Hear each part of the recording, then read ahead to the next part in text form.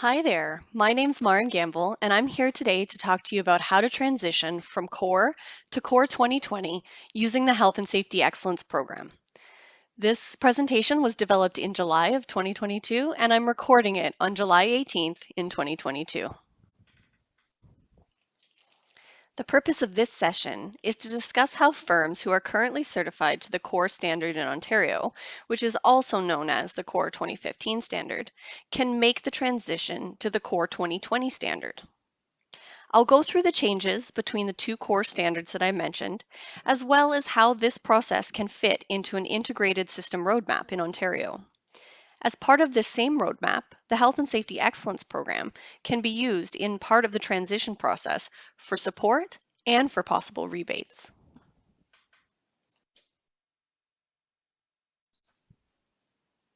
The Certificate of Recognition, or COR, is an audit process that certifies firms who will meet all prescribed requirements under the standard.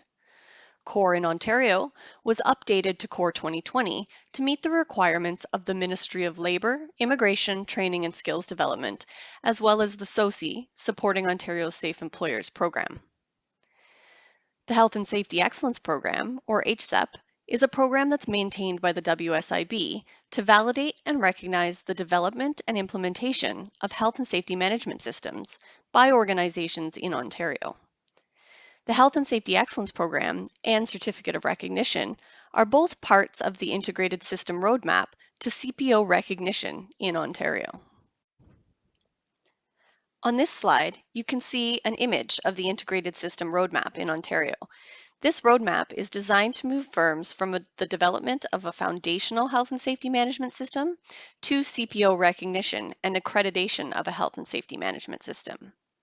Within this diagram, those first three circles from the left, labeled Foundation, Intermediate, and Advanced, refer to topics available through the Health and Safety Excellence Program. The two circles on the right indicate an audit process to a health and safety management system that is accredited through the CPO, and this includes COR 2020. Finally, after this, firms may be eligible for CPO recognition. The previous COR standard, also known as the COR 2015 standard, included 19 elements in total. These elements are shown on this slide here and should be familiar to firms that are currently certified to the 2015 standard. This next slide shows the elements from the COR 2020 standard. There are 14 elements in total in this standard, as opposed to the previous 19. If you look specifically at the topics included on this slide, you'll notice that there are a number of topics included in darker orange rectangles. These topics include the same headings as elements in the previous audit tool. This is because the topics for these elements have remained generally the same. There is some variation between the specific questions that you'll find in there to reflect the new COR 2020 standard formats that we'll talk about later in this presentation, but the topics on the whole have remained the same. This slide also contains lighter orange rectangles of two different types, one with a dark outline around it and one without. Looking at the one with the darker outline, you'll see that these are elements where there are actually two topics listed. This is because these are new or updated elements that have been changed to include two sub-elements rather than one overarching topic. For example, the first one there is health and safety policy, but also includes document and record control, each as a sub-element here. There's another one of these that includes both training and communication as sub-elements. And finally, there's one management review that is also with management of change, both as sub-elements in this one. Finally, on this slide, there are those lighter orange rectangles that don't have the darker outline. This includes controls as one element and procurement and contractor management as another. This is to indicate that these topics, these elements, weren't present in the previous COR 2015 standard, but they are single topic elements under the 2020 standard. Having outlined the similarities and differences in the elements themselves as you transition from the COR 2015 to the COR 2020 standards, I think it's important to look at where those changes come from and what they actually look like in detail. Looking at this slide, you can see some of the information of how we managed to reduce from 19 to 14 elements. So if you look at this slide, the column on the left represents topics from the previous core. These are elements that you should have under the core or core 2015 certificate of recognition that you've achieved. You can look at how these actually have made the transition into the core 2020 audit standard so that they are still represented, but they do not anymore stand alone as solo elements. Examples of this are element 3, the old safe work practices, and element 4, safe job procedures, were separate elements under the core standard, but have been combined to make the new element 3, which we mentioned was called controls, that includes both practices and procedures under the core 2020 standard. Element 14, occupational health, was a standalone element under the old core. Under core 2020, this is going to be considered within your element 2 in your hazard assessments, within your element 3 as you're developing controls for those specific hazards. Similarly, things like first aid, which stood alone, and some of your information around joint health and safety committees, health and safety reps, workplace violence and harassment, these pieces of legislation and regulation will be folded into other elements under the new standard, as you can see outlined on this slide.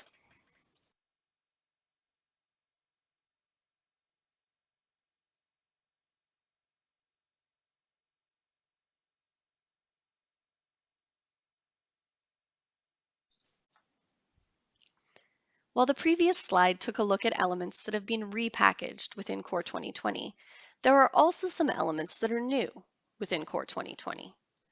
The first of these includes document control and records control, which is found in element 1.2 under the Core 2020 standard. In this case, a document and record control procedure provides direction to track, manage, and store documents and records and assists with accuracy and due diligence. Definitions for these terms can be found in the audit tool itself. This is where the Health and Safety Excellence Program can assist firms in achieving this goal.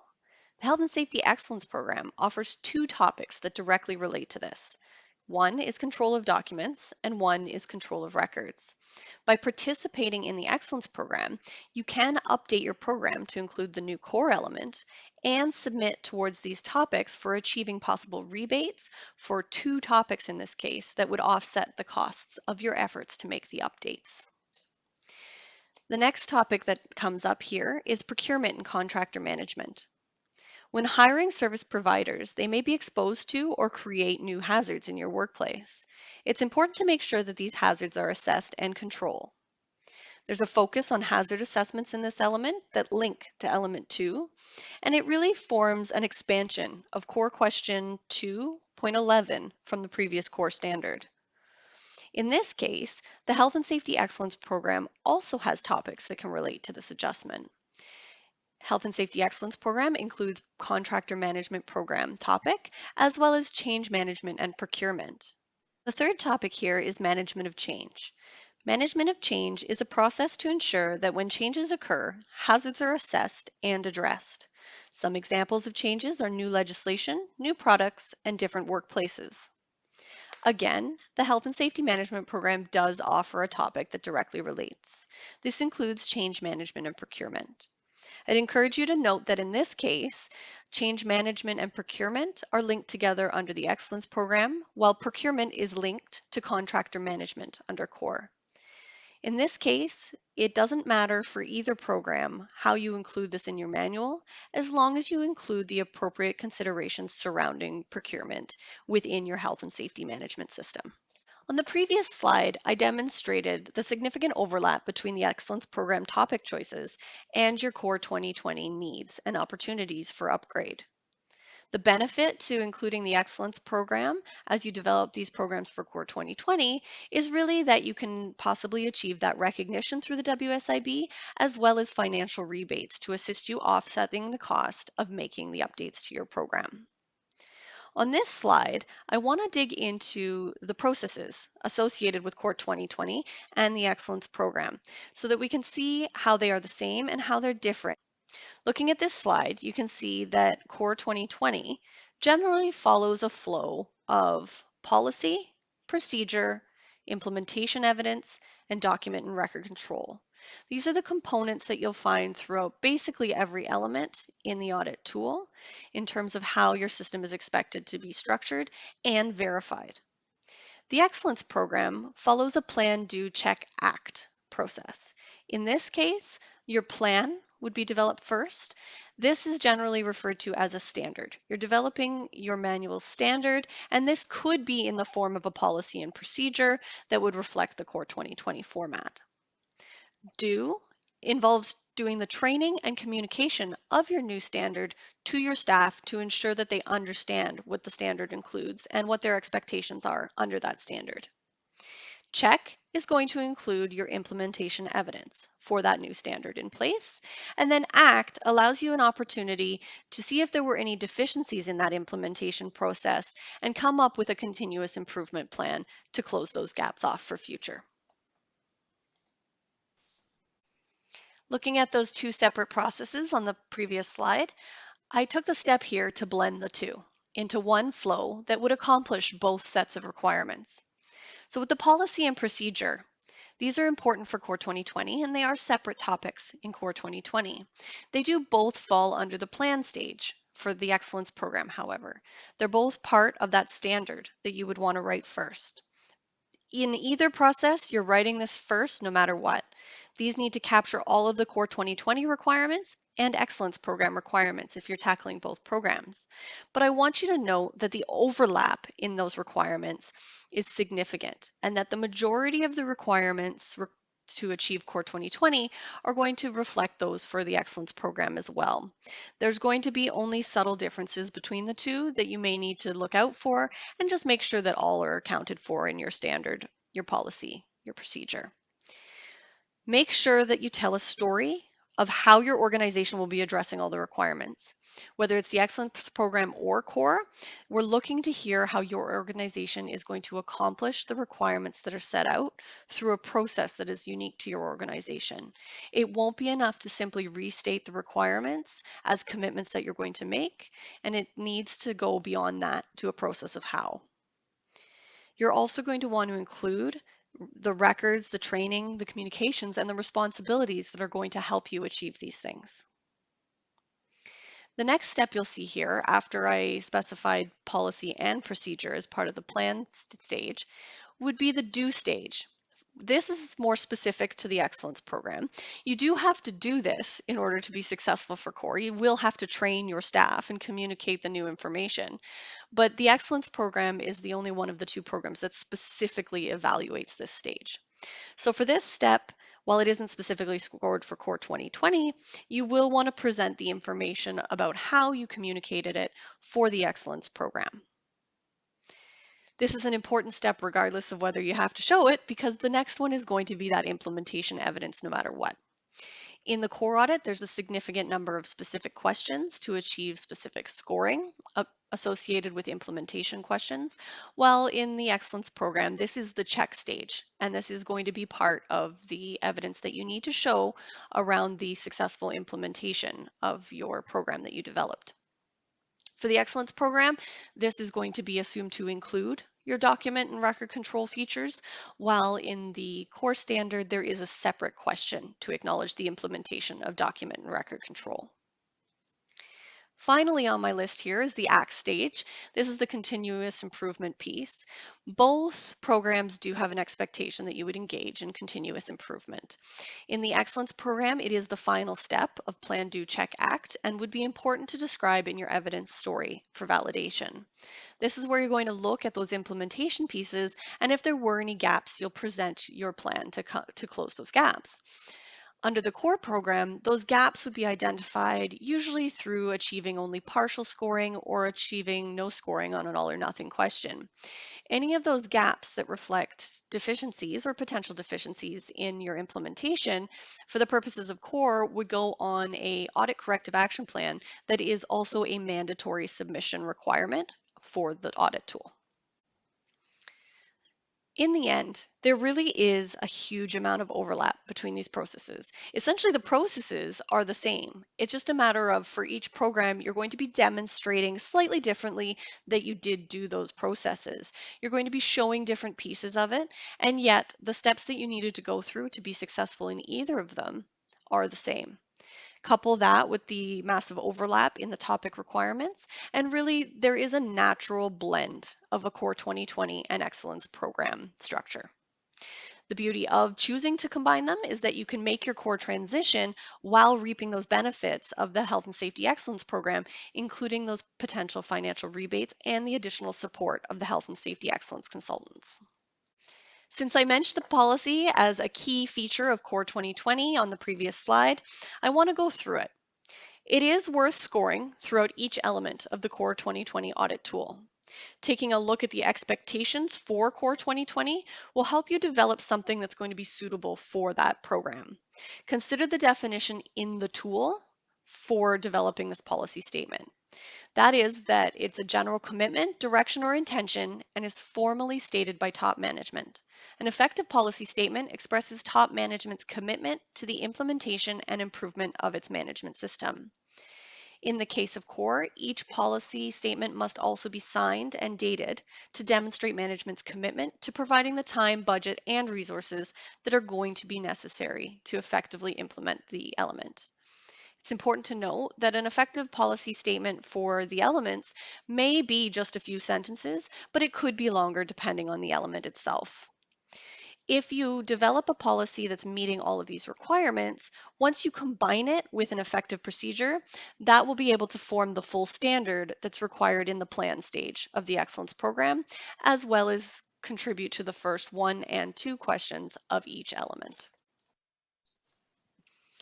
Speaking of that procedure that we need, it's important to talk about that as well, because within the COR 2020 standard, again, you can find a definition, and that definition tells us that the procedure is defined as a documented, specified method to carry out an activity. The second question in each COR 2020 element is going to ask you for the procedure relating to that topic. It specifies all the requirements that must be included in your written procedure, and a copy of the written procedure does need to be provided to the auditor for review.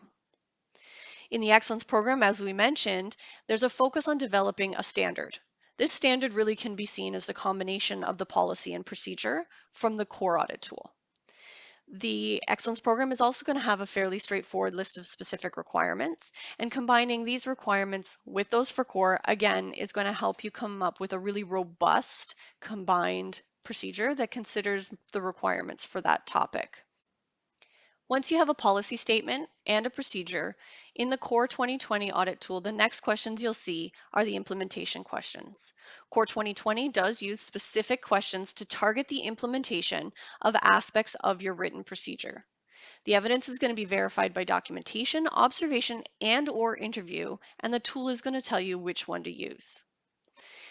The Excellence Program is also going to look at the validation of the implementation that you did based on what you are outlining in your plan step. So based on the standard that you provided, you're going to need to demonstrate in the check phase that you were carrying out the pieces of the program that you just said you would be.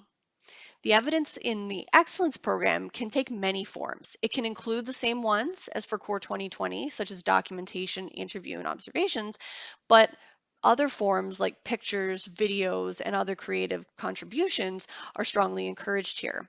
The client is going to choose what the most appropriate demonstration method is. At the end of the day, both programs expect you to show that you implemented with clear alignment to the policy, program, standard that you outlined in your plan phase. We did touch on this briefly earlier, but at the end of each element in COR 2020, with the exception of element 1, there's going to be a question that asks if documents and records are maintained per the procedures in 1.2. You'll recall 1.2 was the procedure for document and record control, and during the audit you will be asked to show the auditor documents and records that demonstrate that specific procedure has been implemented. Within the Excellence program, you do also need to demonstrate document and record control in compliance with your procedure.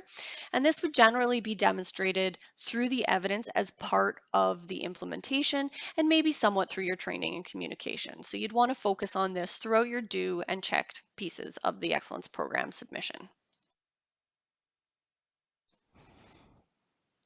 While the processes around COR 2020 and the Health and Safety Excellence Program have lots of overlap within them, there are some key differences in the programs, and one of the major ones is the actual validation process and the requirements to achieve success. So looking at this slide, we can compare some of the different evaluation methods as well as what success looks like under the two programs. So if you look at CORE 2020, the methods for evaluation include scoring with points and using evidence methods that are prescribed within the tool. The Excellence program, on the other hand, is going to have a validation based on a presentation of an evidence story that outlines the process and shows the process living and breathing in the workplace. The evidence type here is up to the member to choose for themselves. Looking at what success looks like under these systems, where the CORE 2020 system has that specific scoring component, the success thresholds for CORE are based on score. So you need an overall score of 80%, 65% in each element and sub-element, and 100% on any legislated questions. The audit results are reviewed in this case by the IHSA, and the certificates are issued by the IHSA. Going over to the excellence program, in this case, the client is submitting that evidence story that I mentioned. The topics are going to be individually validated by the WSIB in this case. Once you're successful and you complete those topics, rebates and recognition are issued by the WSIB.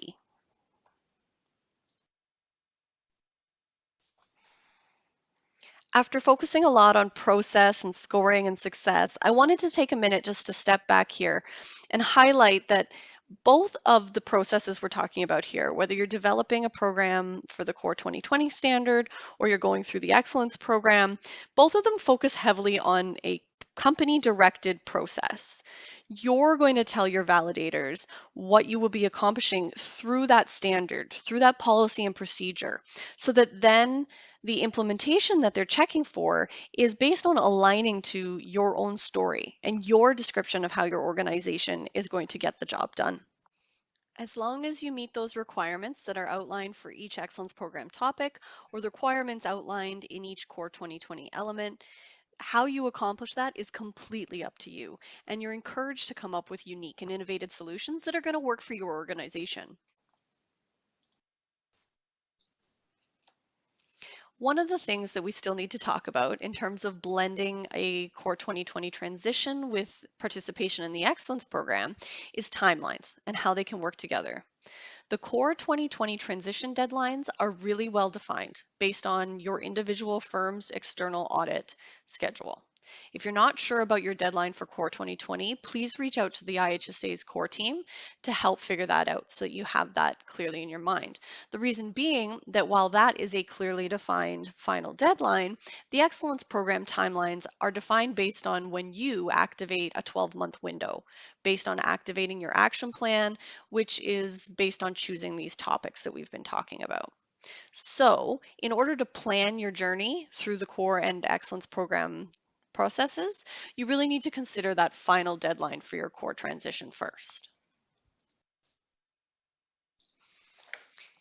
This slide outlines some of your options for transitioning. The external audit option tends to be the final deadline. This is going to be at your next external audit, and all external audits after October 1st, 2022 will be CORE 2020. So if your next external audit is after that date, this will be the hard deadline and final cutoff for your firm. This will coincide with your current anniversary date, and that's when you're going to need to plan your transition to CORE 2020. If your external audit is still a number of years off and you feel ready to challenge the transition ahead of time, you can submit the full CORE 2020 audit standard completed at the time of your regular internal audit. So your maintenance audit, the one you're submitting in order to achieve a letter of good standing, this would still need to be received at least 60 days ahead of your anniversary date. The more time you can give, the better, because there may be some additional challenges as you're making the transition, and that gives you some room for a little back and forth as you might need to make some adjustments. This is an optional piece. As I said, the final deadline is based on your external audit, but if the tool is used and you are successful by going through this, when the full review is complete, your letter of good standing will be issued along with your upgraded certificate to COR 2020. This option does not change your anniversary dates, nor does it change the year that your next external will be expected. So if you did this 1 year ahead of an external audit, you would still be going to external audit the next year. You can also choose to transition in between anniversary dates. So this would be when you don't need to submit an audit for maintenance purpose in your letter of good standing, and you don't need to go to an external audit. This would be in all the months in between that on an annual basis. In this case, you could use the transition tool. There's a special tool that's being developed to highlight the main differences between a COR audit and a COR 2020 audit. This tool can be used informally at your company as a gap analysis, but it can also be submitted for review by the IHSA at that in-between stage. If it's successful at this stage, the result will be an upgraded certificate being issued, but it does not replace any of your internal or external requirements. So if you chose to do this in October and were successful and were due to submit a full internal audit in January, you would still be submitting that full internal audit in January.